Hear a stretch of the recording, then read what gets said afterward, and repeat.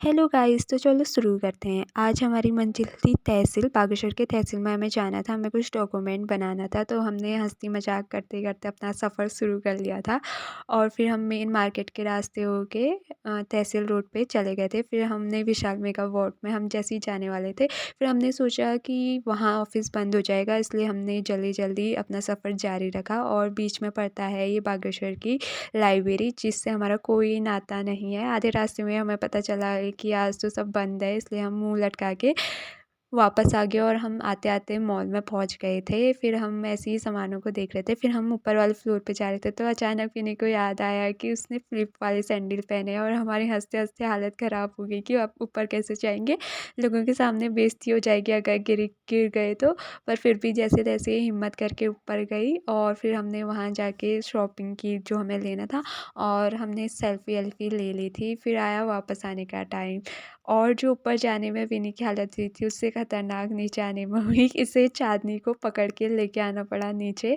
अच्छा हुआ ये सही सलामत नीचे आ गई थी। फिर हम गए बागनाथ पे बैठने, और हम देखना चाह रहे थे कि उत्तरायणी की तैयारी कितनी हुई है। यहाँ पे सब बहुत अच्छा चल रहा था। फिर हम थोड़ी देर बैठ गए। फिर हमने देखा कि छोटे छोटे बच्चे बैडमिंटन खेल रहे हैं, जिससे देख के हमारा बचपना भी जाग उठा और हमें उत्सुकता हुई कि हम भी खेलें।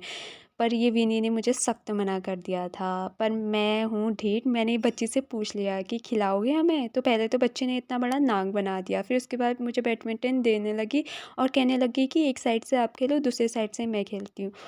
फिर भी मैं तो मजाक कर रही थी। फिर मैं उसे दे के आ गई, और यहाँ पे बच्चे पतंग भी उड़ा रहे थे, जिनकी पतंग उड़ ही नहीं रही थी क्योंकि उन्हें उड़ाना ही नहीं आ रहा था, क्योंकि वो पतंग को बहुत ज़्यादा ढील नहीं दे रहे थे। फिर हम वहाँ से वापस जाने लगे, और ये हम पुल पे पहुँच गए थे।